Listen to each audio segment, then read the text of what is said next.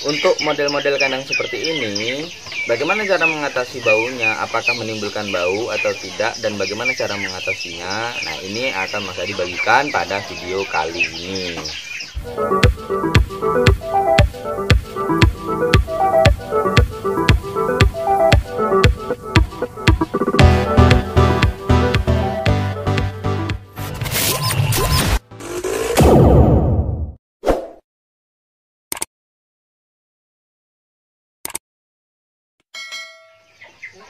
Halo sobat, assalamualaikum warahmatullahi wabarakatuh. Kembali lagi bersama Mas Adi Channel yang membahas segala sesuatu tentang dunia ternak dan juga bisnis. Seperti biasa, saya akan selalu berusaha berbagi berdasarkan pengalaman dan riset saya pribadi, orang lain maupun jurnal ilmiah. Untuk itu, bagi teman-teman yang belum subscribe, silahkan subscribe channel ini. Bagi yang sudah dan juga klik video ini, saya doakan bagi teman-teman semua, semoga usahanya lancar, sukses, dan barokah. Oke sobat, hari ini Mas Adi ingin membahas tentang bagaimana cara mengatasi bau kandang di berbagai model kandang. Nah, Mas Adi setidaknya punya 3 model kandang. Yang pertama adalah kandang indukan yang alasnya adalah pasir tanah dicampur dengan sekam padi. Yang kedua adalah kandang yang kotoran ayamnya jatuh langsung ke tanah. Kemudian yang ketiga adalah kandang yang kotoran ayamnya jatuh ke semen, plasteran semen. Kemudian ada satu lagi, berarti ada 4 model ya sobat. Satu lagi adalah kandang yang di bawahnya itu dialasi oleh alas kandang seperti rak yang setiap saat bisa dibersihkan. Oke, setidaknya ada 4 model berarti sobat. Nah, untuk model-model kandang seperti ini, bagaimana cara mengatasi baunya? Apakah menimbulkan bau atau tidak? Dan bagaimana cara mengatasinya? Nah, ini akan Mas Adi bagikan pada video kali ini. Oke sobat, yang pertama adalah model kandang indukan seperti ini, yang alasnya adalah sekam padi, pasir, dan juga langsung bersentuhan dengan tanah. Nah, untuk model kandang seperti ini itu cenderung tidak berbau sama sekali sobat ya, karena memang begitu kotorannya jatuh ke tanah itu langsung terurai dan tidak ada penimbunan amonia di sini. Jadi model kandang yang paling tidak bau bagi ayam itu adalah kandang yang seperti ini. Ini tidak bau dan sama sekali tidak menimbulkan, ya baunya tidak ada sama sekali. Memang tidak ada seperti bau kotoran ayam, itu tidak ada. Nah, model kandang seperti ini adalah model kandang yang paling rekomendasi bagi para peternak ayam kampung ataupun peternak-peternak unggas lainnya, karena memang tidak berbau. Jadi yang menyebabkan dia tidak berbau karena memang bersinggungan dengan tanah langsung, sedangkan tanah itu memiliki bakteri pengurai dan juga organisme-organisme pengurai seperti kumbang, kemudian juga cacing. Nah, mereka ini ketika malam hari kadang aktif untuk menguraikan kotoran ayam ini sehingga amonia tidak sampai timbul dan juga langsung terurai oleh tanah tersebut, oleh bakteri-bakteri pengurai yang ada di tanah tersebut. Nah, ini yang menyebabkan kandang yang beralaskan tanah, pasir yang dicampur dengan tanah dan juga sekam itu tidak berbau. Jadi bukan karena ada treatment khusus, memang seperti itu. Jadi kalau dia langsung bersinggungan dengan tanah dengan populasi yang normal itu tidak akan menimbulkan bau sama sekali. Kemudian yang kedua, model kandang kedua adalah model kandang yang padat tetapi dia sepanggung dan langsung jatuh ke tanah seperti pada ayam-ayam pedaging ya. Kalau kita lihat ayam yang berdaging yang putih itu, dia kandangnya panggung kemudian langsung jatuh ke tanah. Karena populasinya sangat banyak, sehingga ketika jatuh ke tanah dia tidak bakteri pengurai dan juga kumbang-kumbang pengurai atau mikroorganisme pengurai itu tidak mampu langsung untuk mengurai kotoran itu, menjadi menimbulkan bau yang sedikit menyengat. Apalagi kalau pakannya itu mengandung protein yang tinggi, pasti akan menimbulkan bau amonia yang lumayan menyengat. Nah, bagaimana untuk Mas Hadi mengatasi ini? Tentu saja seluruh pakan yang Mas Hadi berikan itu Mas Hadi berikan probiotik. Ini sangat membantu sekali untuk mengurangi bau.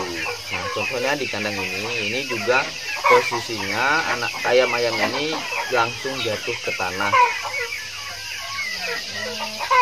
Jadi kotoran ayam itu langsung jatuh ke tanah, walaupun dia menumpuk seperti ini. Ketika pakannya kita berikan probiotik, ini tidak berbau sama sekali. Mas Hadi sudah pernah coba ketika kehabisan probiotik.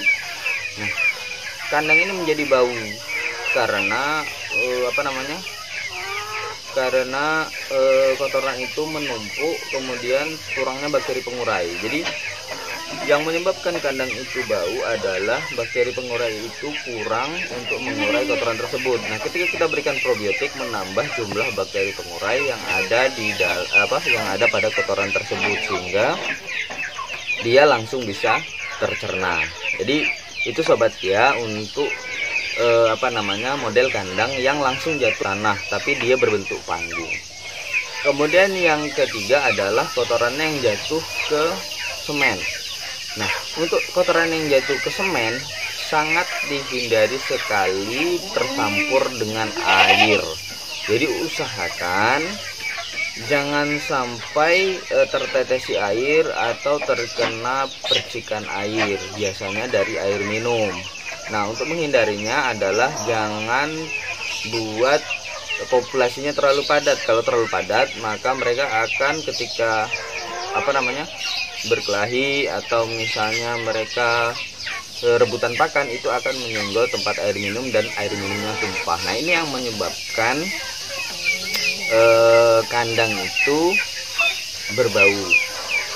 Jadi kotoran ayam itu berbau karena terlalu banyak air, sedangkan walaupun dia tercerna, amonia akan terjebak di air tersebut sehingga tetap saja menimbulkan bau. Tapi kalau tidak mengandung air yang terlalu banyak, dia tidak akan berbau dengan treatment probiotik. Kemudian apa yang harus kita lakukan selanjutnya selain treatment probiotik untuk yang semen khususnya, yang dia beralaskan semen, kita semprot dengan probiotik itu sendiri. Jadi selain kita campurkan pakan, kita juga semprot kotorannya, bahkan kandangnya itu dengan probiotik sehingga tidak menimbulkan bau. Nah, di akhir video saya akan beritahukan tentang tips untuk menghilangkan bau bagi model-model kandang yang memang dia itu alasnya semen. Bahkan bagi ada beberapa sahabat-sahabat peternak itu menggunakan ini, bahkan alas kandangnya di semen sekalian. Bagaimana caranya nanti kita bahas di akhir video. Nah, kemudian yang keempat, yang memang punya rak seperti biasanya dipergunakan di box COC seperti punya Mas Hadi ini, itu juga menggunakan rak. Nah, ini kan sangat tertutup. Nah, bagaimana caranya ya untuk mengatasi baunya? Ya, tentu saja kita ketika kotorannya sudah menumpuk, jangan lupa dibersihkan, karena nanti akan terus meninggi dan akhirnya membuat kotoran ini penuh.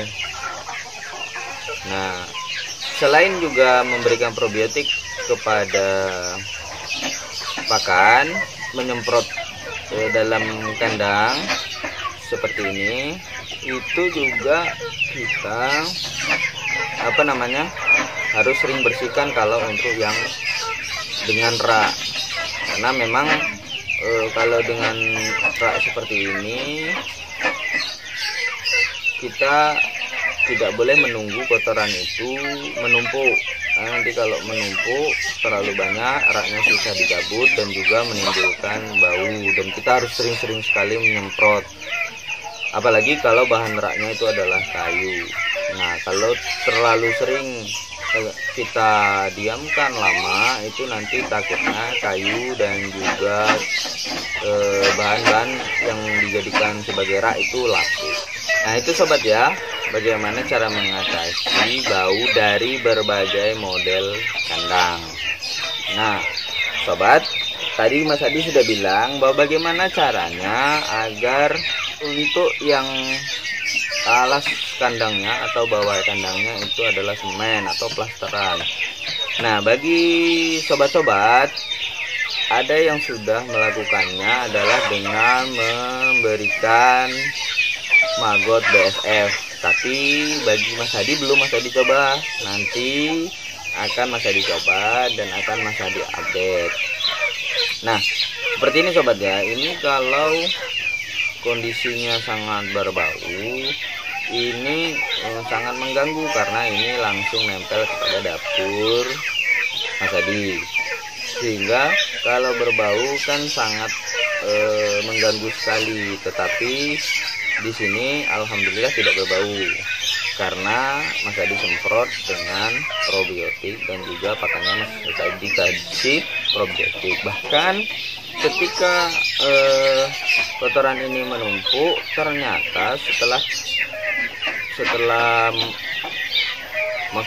panen atau setelah Mas Hadi bersihkan isi kandangnya, ternyata ketika Mas Hadi buka, bongkar kotorannya, ternyata di sana ada maggot BSF walaupun dalam jumlah yang sedikit, tidak dalam jumlah banyak. Nah, efektifnya adalah kita tetaskan maggot BSF itu kemudian dalam jumlah yang sedikit banyak sesuai seimbang dengan kotoran ayam ini, kita letakkan di situ sehingga nanti kotorannya akan terurai oleh maggot tersebut, dan walhasil kotorannya menjadi tidak berbau sama sekali.